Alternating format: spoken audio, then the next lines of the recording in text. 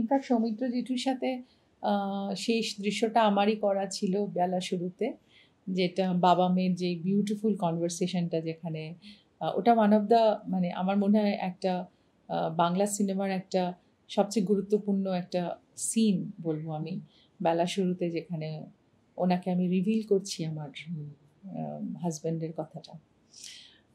আর সৌমিত্র জেঠুর সাথে অনেক অনেক কাজ করেছি, মানে অনেক বছর ধরে কাজ করেছি। ইনফ্যাক্ট আমার প্রথম দিকের ছবি সব সৌমিত্র জেঠুর সাথে, এবং মানে এভরি সেকেন্ড ফিল্ম সৌমিত্র জেঠু আমার বাবা হয়েছে, নয়তো কাকা হয়েছেন, নয়তো অন্য একটা কোনো প্রপার ক্যারেক্টারে ছিলেন। তো অনেক স্নেহ পেয়েছি মানুষটার কাছ থেকে, সৌমিত্র জেঠুর কথা খুব মনে হয়।